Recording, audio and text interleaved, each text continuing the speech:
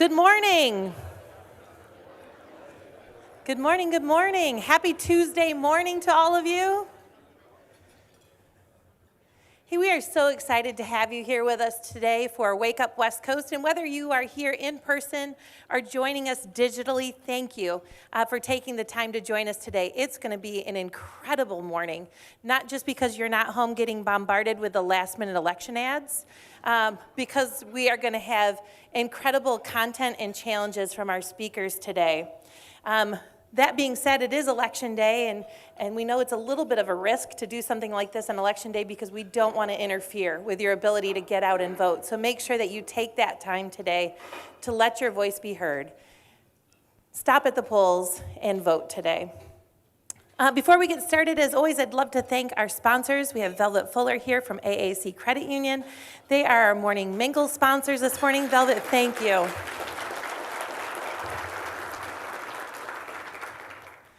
We also have a program sponsor today, that's GMB Architecture and Engineering. It's a perfect sponsorship match for us today. GMB really prioritizes education, and with this topic today, it really falls in line with who they are. Let's take a little moment here to learn a little more about GMB. Here at GMB, we're all in on education. As a part of the Holland, Zeeland area for 54 years, we've partnered with many local schools as we pursue our goal of creating opportunity for all. We believe education provides transformational opportunities for our communities, industries, and our world. And we're on a mission to transform the experience of learning for students of all ages. It's a big goal, but we're not alone on this journey in building a culture that supports lifelong learning. We're just one part of the learning ecosystem. And building a community with strong education takes all of us working together. Will you join us? David, thank you to you and your team for not just sponsoring this morning, but the innovation that you bring to our education system. As we're going to learn more this morning, it is key to our future success. So thank you to GMB. Okay, and then you know what time it is, right? We never have a chamber event without allowing some time for you to network with those individuals that are sharing your table with you this morning. So we're going to take no more than 1 minute per person to make sure that everybody gets a chance to speak and share your name, your company, and then one experience that you've had in innovation in education. All right, you can go.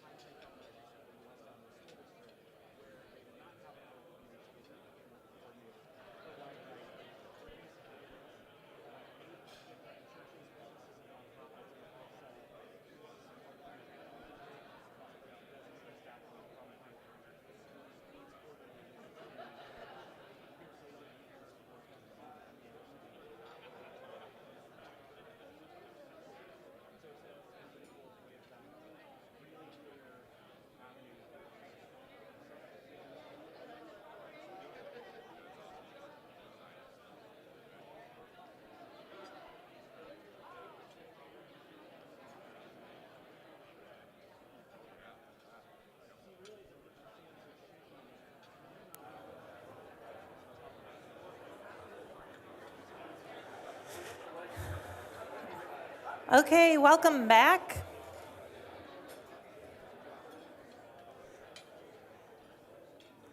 I always hate stopping good conversation, but I also know this group could go on all morning just networking and sharing innovative ideas. But we want to get to today's featured speakers so we can learn more about the innovation that's happening here in our intermediate school district.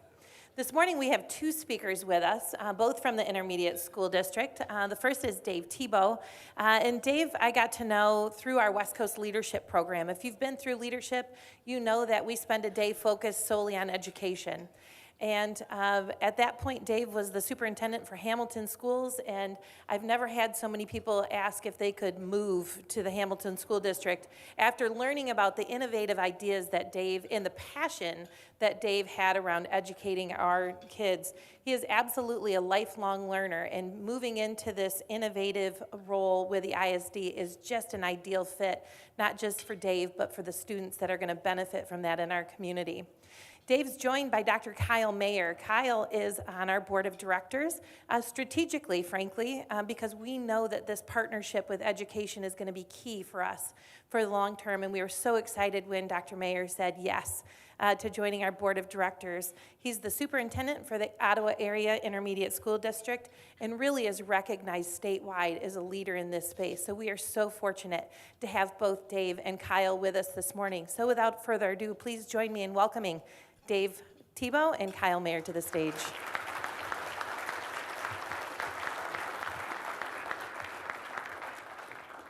Good morning. I am so excited for this next 40 minutes that we have together. I feel like we're at a crossroads in our community where both business, industry, and education are looking to partner like we never have before. And I believe we're going to do that. It takes the collective responsibility of all of us to make the difference for our children that we want to, and we're ready to work together. When I look out at this room, it's like, these are the people that we need to partner with. So thank you for getting up early, being here this morning. And we're going to invite you to continue this conversation after today. There's going to be opportunities to talk about how can we partner on behalf of our children.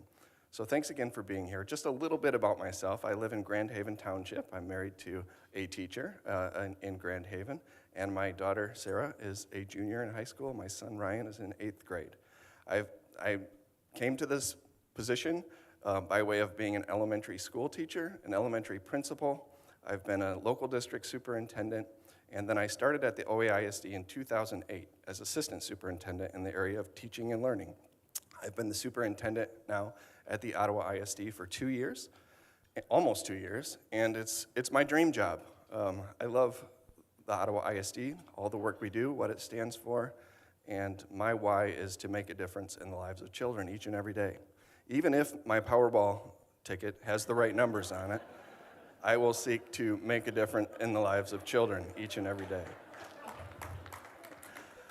I've been actually thinking about that. Have you? This is my friend Dave Tebo, and I'd like to ask him to introduce himself. Thanks, Kyle. My name's Dave Tebo, and I come to this as a recovering superintendent. So thank you. I've seen some of my previous colleagues here in the space. Leading in this space has been extremely difficult over the last few years, and it's an honor to be in this innovative space, and I believe that it is the right fit for me at this time. I am a husband and a father as well. I have 2 children at home. One is 17 and a senior and getting ready to leave the nest, which would be an interesting dynamic moving forward. He can't wait to get out, and neither can we. And then I have a 15-year-old daughter who's a freshman who probably will never leave the house, and that's going to be okay too. But I also came to this much like Kyle did. I was a 4th and 5th grade teacher and then became an elementary principal, and then a superintendent now of 2 districts, spent the last 15 years as a superintendent. And then decided that it was my time to move on and to move the needle in a little different space. And so I'm excited to have this role, and you'll hear a little bit more about my philosophy on how we can break some things moving forward. I'm going to make some of my superintendent colleagues a little uncomfortable. I promise to try not to make the board members at the ISD uncomfortable or Kyle uncomfortable, because I do like this job right now. So. One of the reasons I'm so excited for the next 5 years is at the OAI ISD we have a brand new strategic plan. It's on your table, And this is the first time I mentioned I started at the OA ISD in 2008.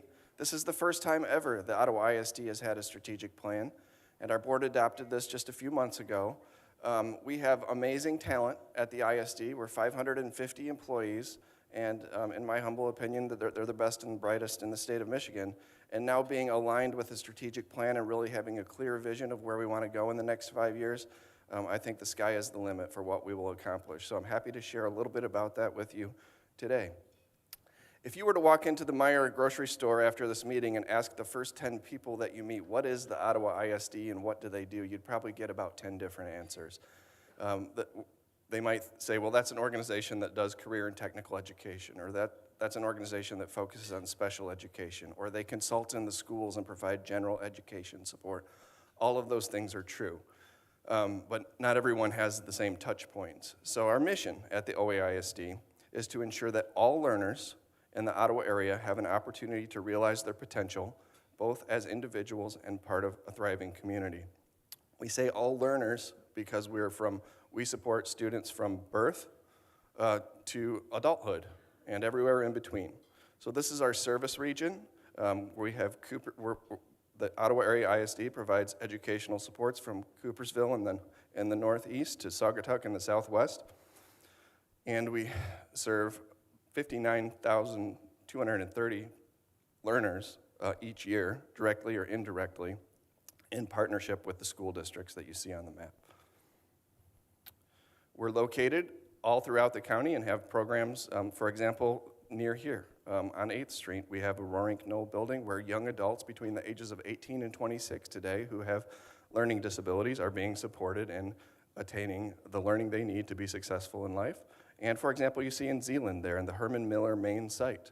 We also have young adults within places of business gaining employment and being supported. And we help them to be successful. Those again are adults with learning disabilities. We are governed by a publicly elected Board of Education. Could I ask my board members who are in the audience to please stand and be recognized? I know 3 of you are here. Rick Dernberger, Robin Africk, Carol Slaw. Thank you. Thank you for your volunteerism and the guidance and support that you provide to me each and every day in leading the organization. So into our new strategic plan, I want to just orient you to what is contained in that document. At the ISD, we're going to be focusing in 5 big goal areas for the next 5 years. They are student success, which is really all about academic success for the children in our community. Student well-being. We know for students to be successful academically, we have to take care of their well-being as humans. Leadership and innovation, which Dave is going to dive in more deeply here in a few minutes. Engaged and healthy workforce. Probably like all of you who are employers, we know that our workforce needs caring for, and we're struggling with talent, as many of you are. And partnerships, which is what today is all about. So Dave is on our team just a few months now. He'll be focusing on innovating. We're not satisfied with a lot of things about the way things are in education today, and we want to do something about it. I'll give you just one example. As students make their way through our K-12 system of public education, we actually measure that relevancy of learning tends to decline. Students in elementary school report high relevancy. They know what they're learning, why, and how it's connecting to their future. But that tends to decline as we go through the K-12 system, and that's one area we want to innovate around. Dave's going to dive more deeply into that. I do want to talk a little bit about the educational landscape and how we're doing here in Ottawa area as opposed to elsewhere. Earlier, Jody mentioned, I think you mentioned all the TV ads, the political ads that we've been seeing, and there's been a lot about education in the media. One of the things you've probably been hearing about is learning loss and how significantly behind students are because of the pandemic. This is data from a study Michigan State recently completed, and I would ask you to just focus on the far right, the 2 orange numbers. This is for the 2020-2021 school year, and it's comparing how student achievement looks in school districts that were remote all year versus those that were in person all year. And yes, there were school districts in the state of Michigan that were remote for an entire year of schooling. And you can see the percent of students significantly behind if students were in person all year is 26.5%, but if they were remote all year, 58.8%. So switching to remote education as a pandemic measure did have a significant impact on learning, and that's probably not a surprise to anyone in this room. But what I want you to know, as a community, we all came together and worked extremely hard during that same year in partnership with our health department.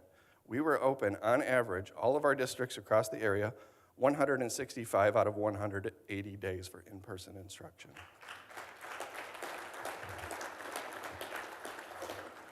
And I look around the room and I see faces of superintendents who partnered with that and administrators, and it was an amazing effort. And we had weekly calls with our health department to do whatever we could, Dave was part of that, to keep school open. And we're going to see some positive impacts on results, and I'm going to share that right now. This compares the state of Michigan to the nation on what's a national test called the NAEP during the same time period.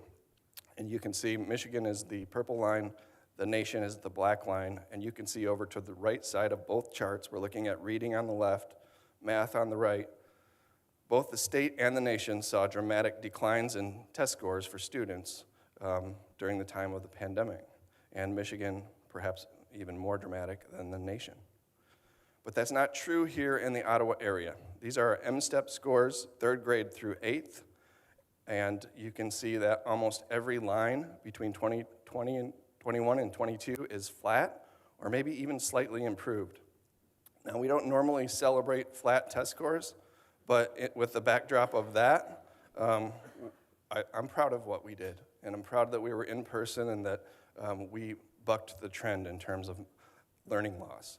And I just want you to be aware of that as a community. Same thing is true in math. Related to this, but on a different level, is something else that we're focusing on at the ISD, is access to adult training and community college. You may be surprised to know that Ottawa area is the largest community in the state not to have access to in-district tuition rates for community college. We have this beautiful new campus at where the JCPenney used to be, but we are paying twice as much to attend as we would if we lived in Kent County due to not being in district for a community college. And again, we are the largest community in the state. So that's a conversation that's ongoing and is going to connect with Dave's comments that are coming next. So turn it over to you, Dave. I'll take the clicker, that way we're good there. Perfect. So, thanks, Kyle. I appreciate that. I'm going to push you a little bit today. And some of us, and you gave a round of applause, and I'm going to ask you, when you think about innovation, 165 out of 180 days staying open. That was innovative. And that took the people, those superintendents that are sitting in this room, to make that happen. It would have been easy for us to have gone remote or to stay remote or to make those decisions. We worked hard on a weekly basis, as Kyle said, to make that happen. Not just those superintendents, though. I would be remiss if I didn't say a gigantic thank you to the teachers and the staff of those buildings. That during a pandemic, when a lot of different things were unknown, and I don't care what side of this thing you're on and what you believe or what you don't believe, I will say to you that when I have 400 employees, inside of that sample size of 400, there were people that were extremely scared, and there were people that didn't care. That ran the breadth and depth of what we had, and every single one of them showed up for our kids. And that took some doing, that took some innovation, that took us as leaders creating this space for them to do that. And so it doesn't feel innovative. I'm here to tell you that it was very innovative. One of the other things I'm going to say, though, too, is when we think about what I'm going to talk to you about today, we're talking about rethinking things. And we think about innovation. We have to think differently about how we work with students, okay? Remote learning didn't work for a lot of kids. And at the same time, it works phenomenally for some kids. We cannot be one size fits all, and that's the push that I'm going to talk to you about today. When we think about innovation, we'll talk a little bit. That innovation is happening across this county, and it's in pockets. West Ottawa's run a phenomenal after-school program using some of their ARPA dollars to connect kids with mentors and kids. Travis sits up front and runs some phenomenal programming for Little Hawks. I know that there's a number of different things, nature-based schools taking place at Holland Christian. There's a number of those innovative things that are happening. it's really, really hard to do something different than what we've always done in education, because all of you and all of the parents of this community all went to school, which then means that you have some level of expertise on school because you did it once, okay? I'm here to tell you that the schooling you received that got you ready for the society that you walked into and the world of work that you walked into is not the same that I'm gonna send my 17-year-old out into next year, or my 15-year-old out into moving forward. And to do that, we need the ability to do some things differently. And this group of people and your communication with the parents and the people that work with you is gonna be really important for us as we reimagine what happens. Most of you in manufacturing or engineering and other spaces, you have R&D budgets. Industry has R&D budgets. You have the ability to try something new, to innovate, and you do it kind of offline. We're never offline, people. Never. As a social construct, we are childcare for all of you, 5 days a week from 7:30 to 2:45. We are. That's part of what we do, okay? And what's been added to school over time is more and more and more. But we keep doing the same and same and same. And part of that is uncomfortably because a lot of you are comfortable with what you did. Because all of you in this space are here for a reason. You're successful in your field. And you, at times, will say, I'm successful because of that really crappy experience I had back here. You all have nostalgia. You remember the nostalgic stuff. Homecoming and friends and this and that, and you have amnesia about the stuff that sucked. The lack of relevancy in school as you went through. So we have to do some of these things differently. And so what's coming? What's coming is an ask of all of you to help us change the way we measure kids. How many of you have children in a K-12 system somewhere or have gone through a K-12 system? How many of you distill your children down into a number? Oh, I don't see any hands. Because they aren't an ACT score. They aren't a GPA. They aren't an SAT score. They're beautifully and wonderfully made human beings. They're whole children who need content, who need skills, who need social capital, who need to be well, all of those things. And we have the opportunity every day to do that. And that's different than filling out worksheets and bubbling in a Scantron and trying to get that GPA and to chase that thing. That's the system that we've built, and it's what we know. So I'm asking you to think about how do we become something different than what we are. And the hard part with innovation is, and for those of you who live in a space where you innovate, is that when you create something new, there is no metric to measure that new innovative thing. So what happens is we use the old metric to measure the new thing. And if we use the old metric to measure the new thing, that new thing never looks like it's any good because it doesn't conform to what we used to do before. Education should be a community event. We want to increase the participation in K-12 and adult career and technical education program. Kyle said, I'm going to talk to you about innovation, and you saw that blue line right in the middle, and it says innovation. I'm going to hit on one objective inside of that, because where the innovation needs to happen for all of our kids to get what they need when they need it and to become life ready happens in all those other spaces as well. Because we can't keep doing what we've always done. Definition of insanity. Do what you've always done and expect a different result. It just won't happen.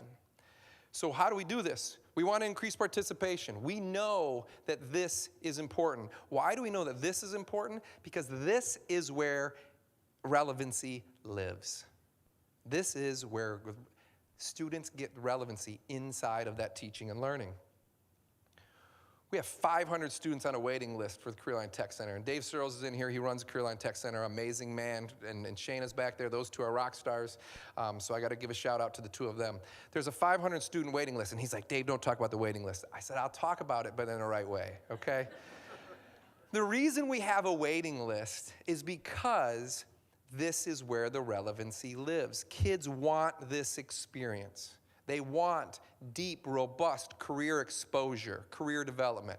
Yeah, are there programs where we get certifications and we can give kids things that they need to go? Yes. But as important as it is for some of those kids to choose something, it's equally important to unchoose something as well, right? And we don't always frame it that way, right? Innovation is, oh my word, that kid tried that and they didn't go spend $125,000 of debt to go do it because they opted out because we gave them an exposure. That's as equally as important as saying that is something that I want to do, right? It's none of what I'm going to talk to you about is an either or conversation. These are all yes ands. I'm not going to say we don't need content, we need it. I'm not going to say we don't need skills, we need it. But what we need to do is not focus so much on that content. You need content. You need to have that in your working memory so that you can in real time use that to solve problems, to communicate, to collaborate, to do the work that you need to do, right? We can't, yeah, my phone's over there, I can Google just about anything. But at the middle of, it's much easier if I have a working knowledge of the content that I need so I don't have to stop and Google it all the time, right? So that whole argument of we don't need to have that is false as well. Some people, educators, will sit and tell you, well, you don't need that. The content's all on your phone. You need that in your working memory. You need that in these spaces or somebody gets hurt, right? You need that in these spaces or that content and skill in a context doesn't become sticky. This is important because this is where relevancy lives. This is where hands-on learning lives. And the cool thing about Ottawa County that's innovative and different than a lot of other spaces, and I've been other spaces, and I have a lot of friends who still do this work in other spaces, is that we believe that career and tech education is for every child, not just for those kids. Some of you are nodding your heads, because when I was in school, those kids went to the tech center. I'm here to tell you, those kids are awesome kids. They're just wired differently, right? They want to do that. They want their hands on. School didn't work. School didn't work for Dave Tebo. For those of you who saw me speak before, if I stuck up my high school transcript, you'd laugh and say, that guy's a superintendent? Oh, shoot. Trust me, my dad, who was a superintendent, said, oh, shoot. But part of that is, right, it's how do we measure that, right? I didn't play the game of school well. Surprise, surprise. Kyle looks great, suit and tie. This guy's got tennis shoes on, right? I didn't play that well. I didn't do it well. Doesn't mean I was bad or I was broken. It means that I went about things a little bit differently. Thankfully, I had parents that recognized that. We have lots of kids who don't, right? But back to the point. The point is we believe there's 500 kids on this list because we believe the tech center is for everybody. Your valedictorian to your kid who we're just trying to find a connection and get them across the line so we can get them a diploma. And every kid in between. Because this learning is sticky learning. Content and skills in context makes learning sticky. It's how all of you learn all the time. Raise your hand the last time you filled out a worksheet in your job. When's the last time you did math for the sake of math in your job? Everything's interdisciplinary, right? And we need to change the system. We break it down. We ring the bell. Everybody switches positions. We all go from one thing to the next. Get them up. Cattle them to the next thing. Start over. Okay, stop thinking about ELA. Now start thinking about math. Stop thinking about math. Now start thinking about science. That's not how the world works. The cool part about this is it's all together. It's all in that space. How do we create more of that? We want to engage all of our kids in experiential learning that provide important life and workplace skills. Innovation can and should look like giving credit for learning no matter when it happens. And this is where we'll need some help from all of you. My daughter learns as much from 3 o'clock to 7 o'clock when she's in Cranes in the city, doing customer service, running the cash register, making food in the back, talking with the people in that workspace that drive her nuts because so-and-so did this today and I couldn't believe it and I almost had to check out. What did you do? I took a break. I walked away. I went and talked to my friend who I like there and they said, it's okay, he's having a bad day, right? We download learning all the time. You know how much credit she gets for that in the school system? 0.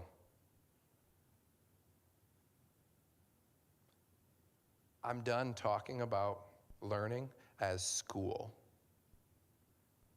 You learn, all of you learn, all the time.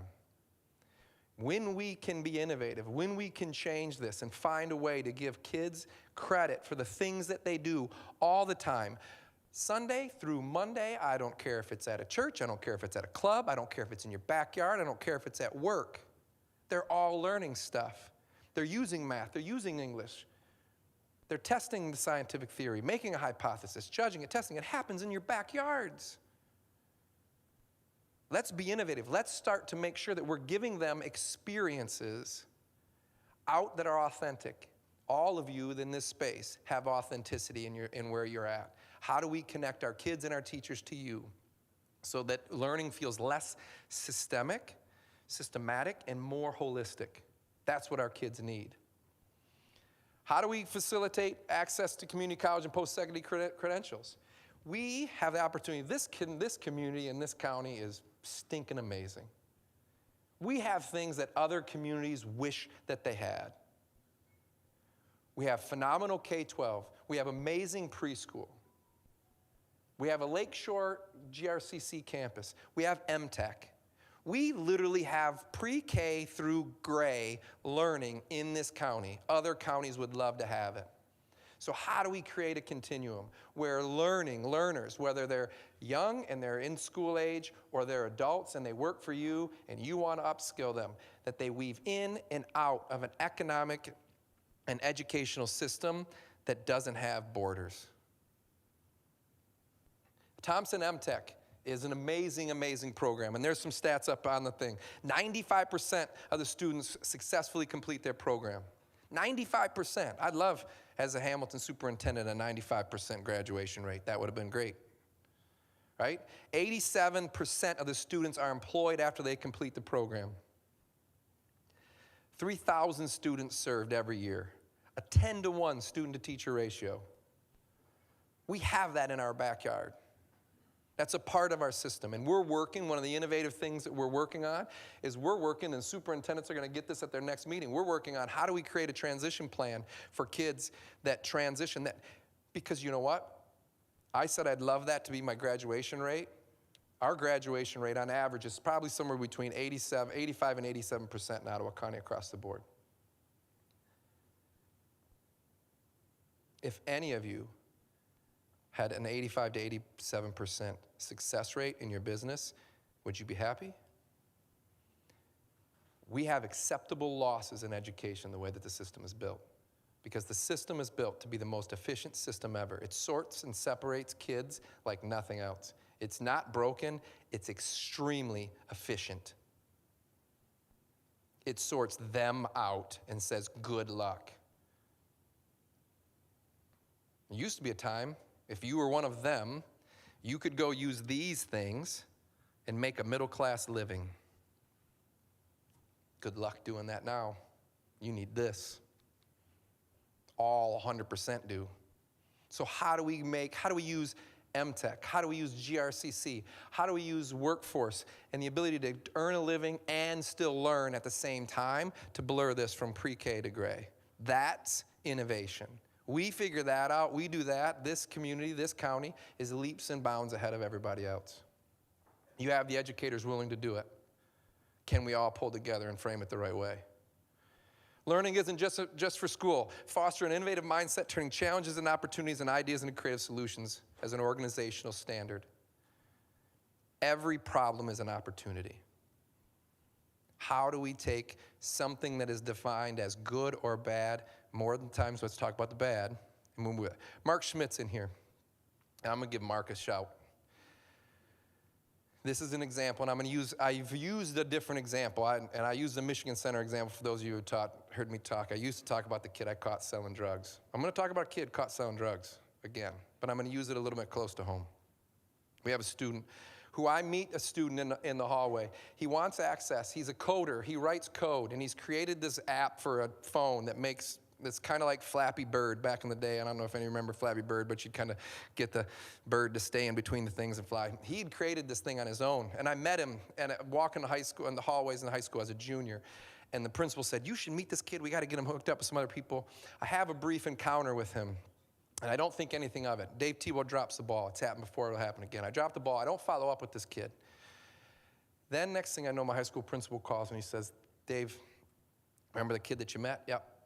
He's selling drugs. I said, what do you mean? He said, well, he's trading pills for dope, and he's doing it on the bus, and we got to expel the kid. I said, man, this kid's got a ton of potential. I just met him the other day. What do you mean we got to expel him? Right? So by policy, we got to mandatory expel this kid. At the time, Hamilton doesn't have an alternative education program. We don't have a place to send expelled kids. And so what we're going to have to do is send them to Allegan County, right, to the program down in Allegan County. And I said, that's not okay. This kid, if we lose this kid now, I don't know that we'll get him back. So long story, much shortened. I know he's coding. I know he has a love for this. I convinced the board, let me be his mentor. Let's move him to fully virtual. Let's have him take his classes all online. This is a smart kid. His parents are on board. Let's have this conversation. I said, but I also need to connect him to somebody else. I can't do this alone. I got to run a school system. I knew Mark. Mark works at BizStream. Mark codes. Called Mark up. I said, I got this kid, man. I need the help. I need some help. Long story short, Mark takes him under his wing, codes next to him. He saved that kid's life because it was a community of learners. We changed that. We could have thrown the book at this kid. That's a challenge. And we changed this kid's life. I tell that story a lot, and that's the first time I've ever been able to tell it with him in the room. So it's kind of cool that I can tell that story with him in the room today, because I'm proud of him. I'm proud of that kid. I'm proud of the fact that our system and my board let me do that. We can do that more than we think. But we got to change the way we work with kids. We need to take opportunity. Take a problem and make it an opportunity. The other piece is we need to engage, and this is that blue area, right? This is blue, so this is innovation. We're in that spot. This is supposed to be my sweet spot. There is so much political capital sitting in this room right now. We have the opportunity to influence educational initiatives at the local, regional, and state level. We should be expanding internships. We should be expanding work-based learning. We should be expanding getting kids out of our classroom and out into your spaces so they see where learning is relevant. They see where it applies. Why do I need to know this math? Because look, if you want to have this job, it's in everything you want to do. Why do I need to write creatively? Why do I need to do those different things? Brian Walker, who's not in here, used to tell a story when he used to talk with a group of kids at the leadership symposium at the end. And he used to talk about how he blocked time in his day as the CEO of Herman Miller to creatively write. You want a kid to start talking about why the value of creative writing when you got the CEO who talks about how he actually uses it? That's a connection. I can have a teacher, I got the best teacher, English teacher in the world, sit up there and say, well, this is how you're going to do it. Yeah, you're the English teacher. You're supposed to tell me. It's the same thing we all do with our kids, right? We tell them what to do, and they're like, whatever, blah, blah, blah. Kyle walks in, and he's like, Brady, I need you to work on your free throw. Cool. Kyle said I need to work on my free throw, right? You don't listen to that. He wouldn't listen to that from Travis. I've seen Travis shoot free throws, so that wouldn't happen, but Kyle's got a shot, right? So we need some of that outside expertise. But my whole point is, you all have the opportunity to help us as we move this thing forward. Collectively, we have a lot of power. Because, and it says up there, flexibility with accountability. We need flexibility. One size does not fit all. That's not innovative. I'm not making widgets. We're not making widgets. We're educating kids. All different sizes, shapes, backgrounds. Each one of them, each. Not all. All is a big word. It's not very personal. Each looks at each kid and says what they need. That's what we're doing. But we need flexibility. Michigan Merit Curriculum was built for all the right reasons, right? And we said everybody needs Algebra 2. I'm not going to go up on my soapbox very much longer than to say this. Not every kid needs Algebra 2. They just don't. Every kid needs personal finance. And if you have a kid, you're, oh, yeah, my kid needs personal finance. Yeah, because that one needs to get out of my basement at some point, right? Like, that's where we're at, right? But we don't need all those things. One of the things, so every kid has to have 2 years of a world language. You know what doesn't count as a world language? Computer coding. You know what's a really employable skill right now? Computer coding. We don't have that flexibility. But with that flexibility, we can't just say we don't want any accountability. That's not what we're about, right? We have to measure success. That's what we do. But at the same time, we can't say one size fits all and every kid has to do the same thing.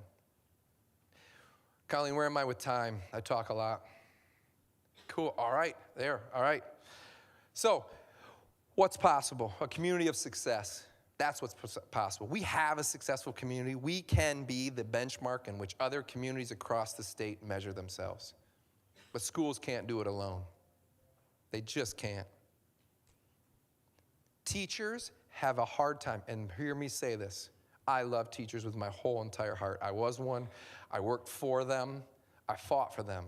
I don't do what I do anymore because I took a lot of bullets for them, and I had to say, for my mental health, I needed to step down.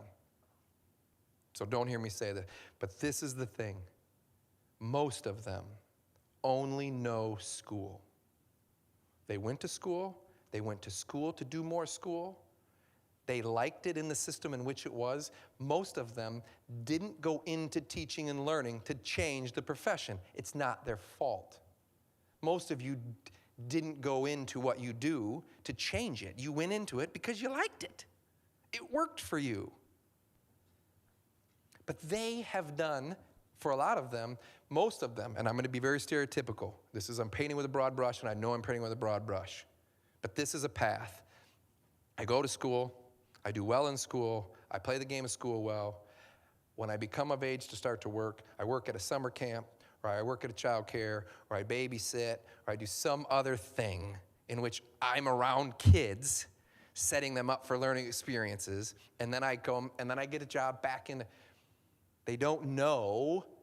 So when we say, hey, add relevancy to your curriculum, most of them haven't done a lot of other things where they go, oh, yeah, remember that time I worked in that factory, or I worked in that manufacturing floor, and I used math, or I wrote this.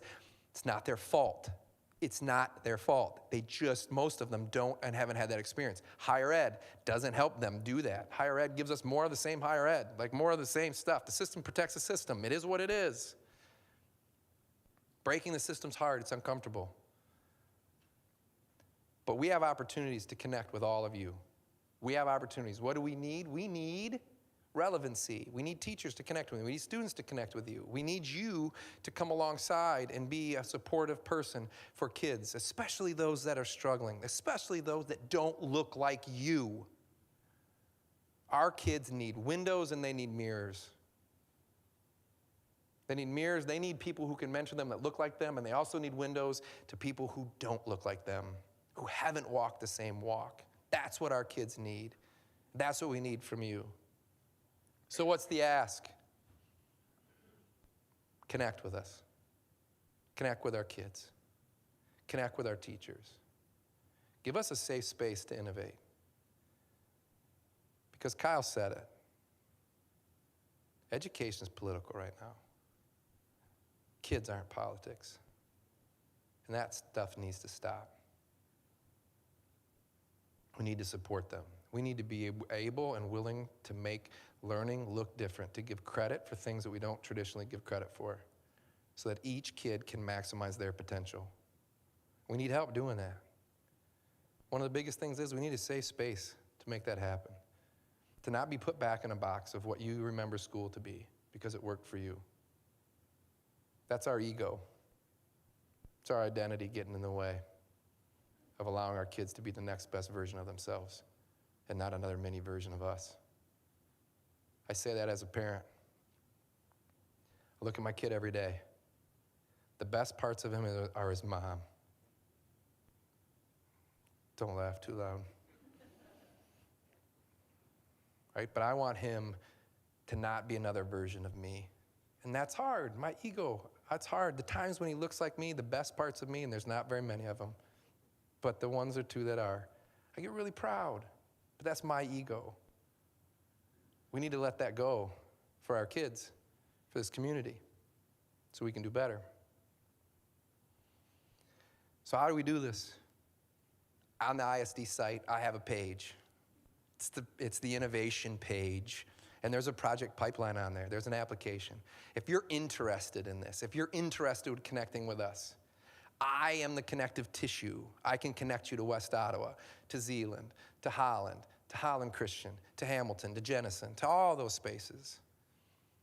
The ISD made a commitment to have somebody who can spend their time doing R&D, doing innovation, and that's me. So I ask you to contact me. It's there, it's on the website, you can reach out. If you've got ideas, things that you want to do, opportunities for kids, and you haven't had a safe space or you didn't want to bother the superintendent, bother me. That's cool. Bother me. That's why I do what I do. So, presentation takeaways. Kyle, you want to take this one for us? One of your presenters today is an introvert and one is an extrovert. Can you guess which?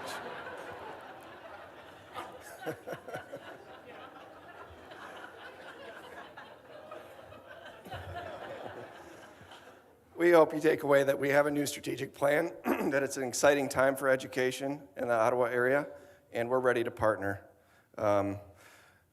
We had some negative impacts of the pandemic, but we did a great job. I'm proud of public schools and all the public educators in this area, and I hope when you hear that narrative in the community, you will stand up for your schools and say, not our schools, we do a great job here, and we'll continue to do a great job. And we hope you take away that the definition that we're holding for student success needs to change to include more than academic success to help students thrive in high school and fully prepare them to enter the world of work. We thank you for this opportunity, and we hope you take advantage of the project pipeline that Dave shared.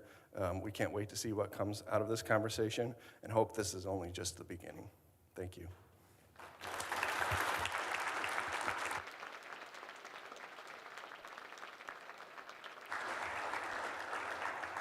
We've got time for maybe one or two questions if anybody's got a question for Dave or Kyle. Anybody? Make them easy. Nathan. 500 kids on the waiting list. What's the plan? We have short-term, mid-term, and long-term plans in development as of the last 10 days. Short-term, we're going to start adding additional sessions in the highest demand programs like plumbing, electrician, and building trades. We're working with our teachers, finding out who's willing to teach after school hours. We're surveying students to find out which students might be willing to come to the tech center in the evening. We're going to open up our facilities when they weren't open, and we're going to open up programming that we never had before. So that's short term. Midterm and long term looks like we need to find space. We're getting quotes right now on whether or not we renovate our own facilities or build new. But we have to do this, and as you can see in our strategic plan, it's one of our goals. There's no way we're not going to do this, and we're working on that every day. I think we come alongside and say that we blur where it happens, right? Right now, it happens in these spaces that we create. If some of you have spaces and you're in an in-demand space and we could come to you, we could regionalize some of this programming, we want to have that conversation as well. Now, we still want quality control in terms of we want to make sure that it's high quality and we build it out. But part of the problem becomes, and it's an opportunity for us to work around, is that, when you look at MDE and where they allow you to have learning, there are some safety concerns that we have to have when we want to make sure we address those, but at the same time, it's really kind of, and I said this to Jody earlier, we tend to legislate to the least common denominator, or we legislate or put rules in place for that one dumb situation that happened, and then we apply it to everybody else, which then handcuffs other people. So there's an opportunity for us to push on that as well. So I think as we look at how do we regionalize some of that programming as well. Good. Time for one more. Amanda. We have this conversation about GRCC and in-district access has been going on for 10 or 15 years in our community. We have conducted surveys in the last few years through EPIC MRA in the Holland, Zeeland, and West Ottawa school districts. A choice to annex with GRCC is done one school district at a time, and those communities are taking a look at it. It's 1.74 mils to officially become in district with GRCC, and whether or not to do that is something that school districts, communities, businesses are evaluating carefully and talking to their community. Right now, the Holland Board of Education and the West Ottawa Board of Education have identified 2 members who are taking a closer look, and what they're going to do is reach out to GRCC and really try to get a definition on what would we get in return. We need certain commitments from the community college to have a full-service GRCC here in our community before we would even consider taking that forward to voters, and that's where it's at right now. Unfortunately, we're going to have to stop it right there. We've run up against the end of our time, but please join me in thanking Dave and Kyle for the incredible work they're doing.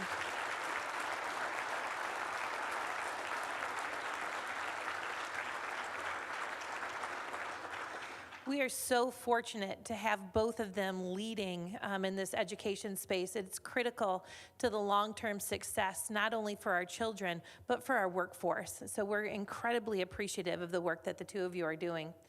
As we wrap up here today, I want to give you a heads up on a couple of things that are coming from the Chamber. The next 2 months look a little different than usual, so I want to call those to your attention.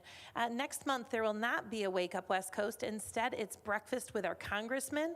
That will be happening on Monday, not Tuesday, Monday, December 12th, and that will be happening here in this space. We'd love to have you join us to hear the latest from Washington, D.C. And then in January, we're back to Tuesdays, and it will be our economic forecast event with Dr. Paul Isley. The difference for January is that we're not here.